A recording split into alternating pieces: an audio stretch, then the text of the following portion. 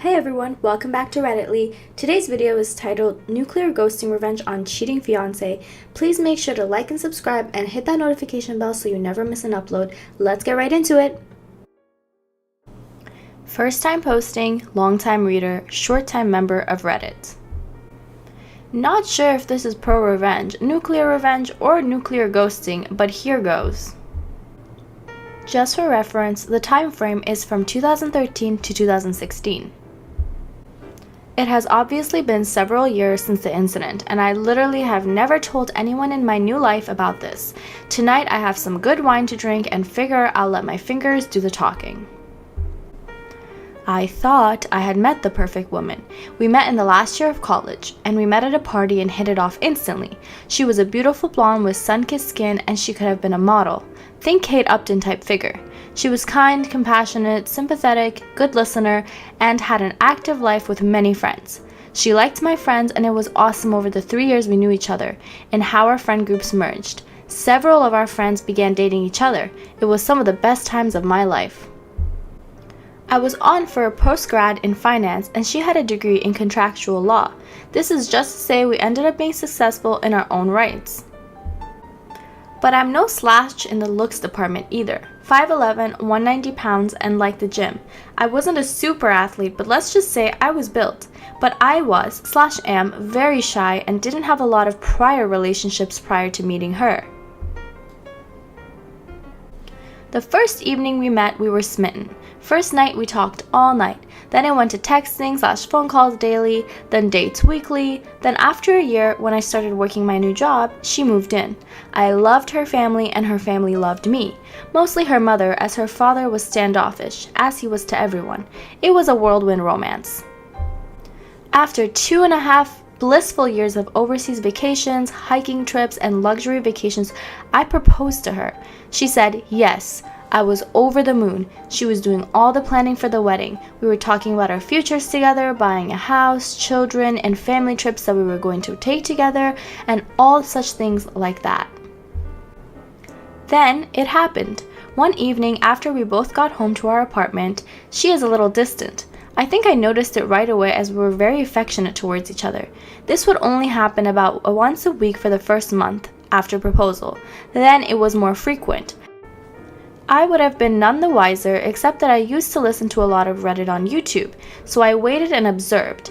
Those bouts of ignoring me would only last a couple of hours, then she would be right back to normal. But after 6 months, wedding in a year, she was like this almost every night. S was still great. Relationship with her parents still great, but over Thanksgiving at her parents' home in Louisville, Kentucky, we lived just north of DC, she was standoffish towards me in front of her mother. Now, her mother was a very observant woman. She pulled her daughter aside to talk to her, and I could hear them arguing. After some heated but muffled words, they returned to the rest of the family and carried on like nothing was going on. I figured I could ask her about it later, and did. She was not willing to talk about it and asked me to wait till we were home to discuss it. I agreed as I loved her deeply and thought we could work through anything. Her mother was an older version of her, same stunning looks, just a few gray hairs and long thick blonde hair. This is important later. Back home, I asked her about it, and she was unwilling to discuss it. When pressed on it for a week, she finally confessed that a guy at her work was trying to get to know her better. She wanted to be forthcoming, so she showed me her phone, and as I looked through it, I noticed that all the texts that would have happened during the time she was withdrawing from me were removed. There was nothing untoward in the text, but I did go into her phone settings and turn on her locator on her phone as we shared the same phone plan, and I honestly thought it would make me see that she was not doing anything wrong. Was I wrong? That second weekend after Thanksgiving, she had company Christmas party. I had planned on going but came down with food poisoning and had to back out. She had a girlfriend pick her up from our apartment as they planned on drinking a lot and had a designated driver for the evening. We had planned on going out all night, so I told her to have a blast and I would see her in the morning. So, as I'm puking my guts out and barely able to get off the toilet for more than 30 minutes, I grabbed my phone and watched her location. First it was a restaurant, then the venue of the company party, then a bar. None of this alarmed me until I saw her phone stop in a downtown hotel. At this point, I was miserable in more ways than 3. Projectile vomiting out of my butt, mouth, and now soul. I finally fell asleep due to sheer exhaustion at 2 a.m. At 7 a.m. I awoke and saw she was still at the hotel. At noon, she finally comes home, and I am on the mend. She loves me up, and I ask her about the previous night without mentioning anything about knowing her locations. She talks about the restaurant, party, the bar, and then she says she went to her girlfriend's house to crash for the evening. First lie.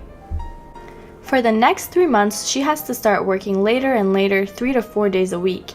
As I start asking her about it, she becomes more and more defensive. I talked to her mom one evening when the fiancé didn't come home till late. I asked her mom about the Thanksgiving conversation, and she admitted to me that she thought her daughter might be stepping out of the relationship because of how she read her body language. She also said that her daughter was being more and more distant with her in the weekly texting conversations.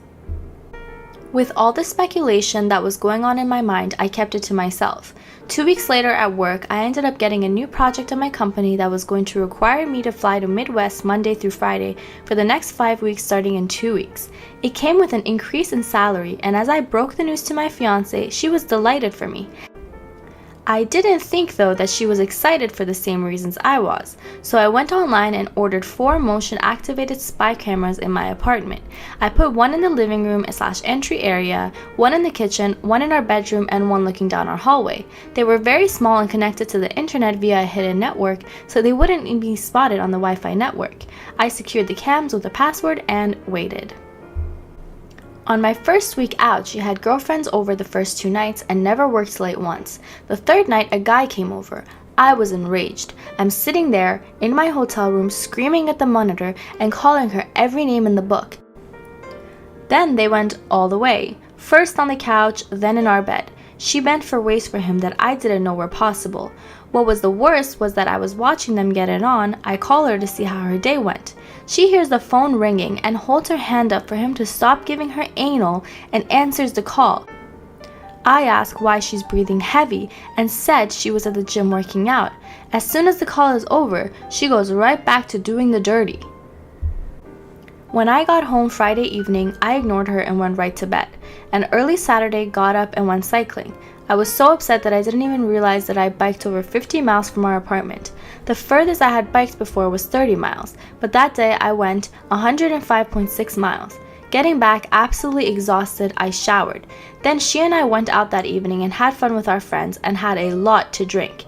Is it breakup S when the one you're going to break up with is oblivious?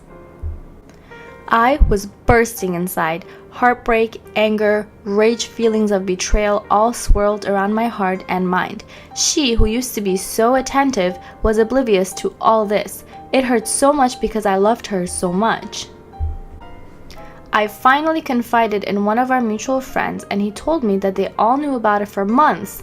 I was finally told. They all felt sorry for me, but no one again said a damn thing to me, which is why they stopped inviting us out with them. I hadn't noticed it before, but I could look back and see about 3 months prior, they gradually invited us / me less and less. So I figured I would try and win her back. The next weekend, I planned the entire weekend as a complete weekend of spoiling her in every way. Wined and dined, pampering, massages, rubs, and talking to her about future plans and how much I loved her. I knew I was starting to break, though. After her 4th glass of wine, she started to cry, and I could tell the guilt was coming up to the surface. I asked her what was wrong, but she would choke up every time she tried to speak. I then told her that if she did something in her past or was having some kind of conflict in her mind that she needed to speak to me about, that I was more than willing to talk to her about it, and if forgiveness was needed, then I was more than willing to forgive and move on. The only words that came out of her mouth was how much she loved me. It actually hurt to hear that from her, as I now had 4 separate videos of her and the other guy in our apartment getting it on.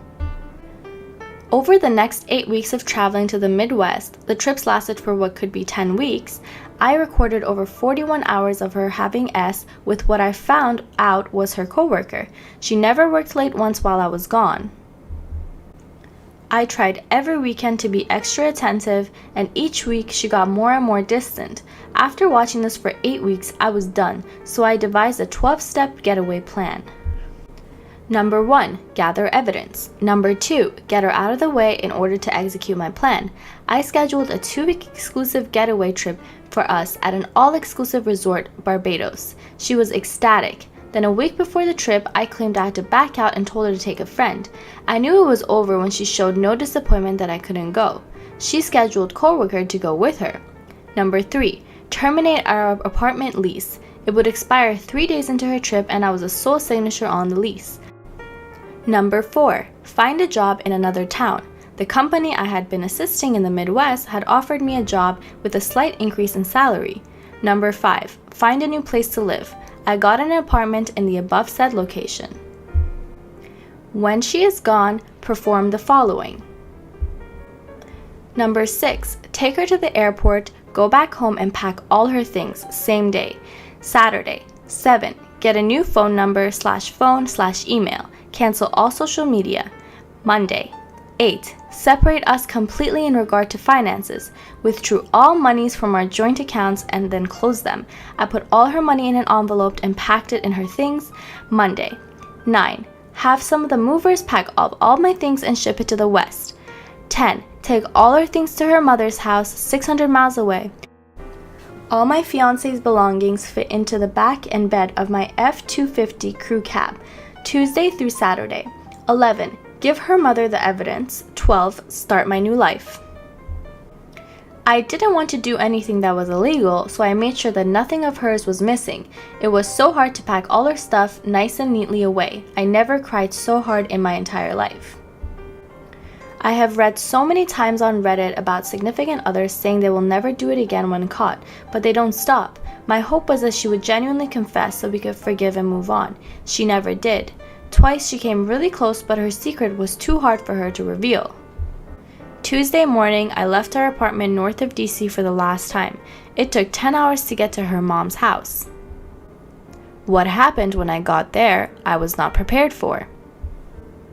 I arrived at her mom's house around 8 in the evening. I figured she would be surprised to see me since I was coming down unannounced. Since they lived in a gated community, I had to buzz her house from the front gate, so she was waiting for me outside when I drove up. I could tell she had been crying when I walked up to see her. I asked her what was wrong and she hugged me, bawling that she thought her husband was cheating on her with a much younger, skinnier, and prettier woman. Dumbfounded, I just held her for what was probably 10 minutes. She soaked my right shoulder with her tears and snot. When she finally composed herself, I asked if we could go in and talk. We went in and I asked her where her husband was, and she indicated that he was going fishing with his buddies at a remote cabin an hour away. Then she said he hates fishing. She gave me all the indications she had picked up on, and apparently it had been going on for about a year. So, doing a little bit of research, we found a credit card hold charge for a 5-star hotel that was only 20 minutes away. On call later, confirmed her husband was in fact there for a 4-night stay, cheating with his mistress. 2 peas in a pod, I said. What? She responded. 2 peas in a pod, I said again. Your husband is cheating on you and your daughter is cheating on me. That's why I came here to drop her stuff off and move to XXXS.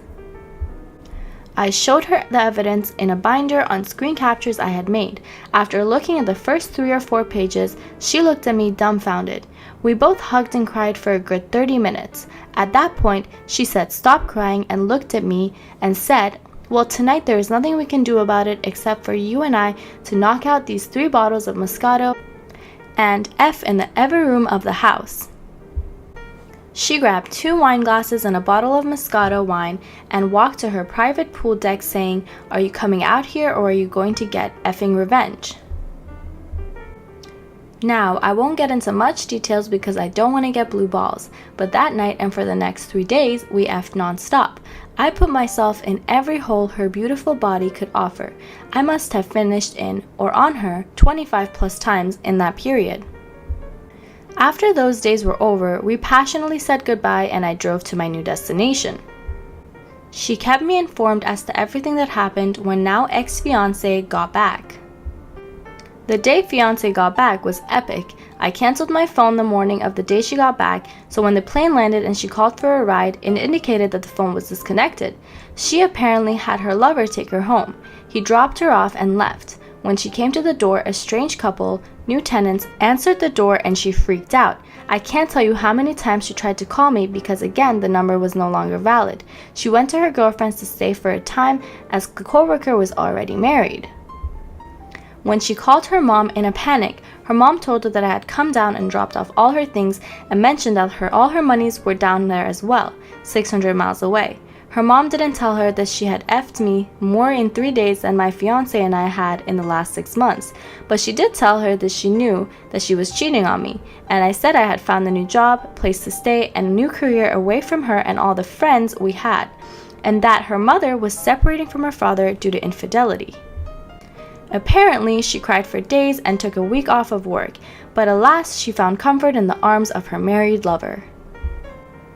Her mom never let her know where I was at. I had completely cut off that part of my life. The only link I had to my old life was my fiancé's mom. She had kept our secret to this day. Fiancé was ghosted, then mosted.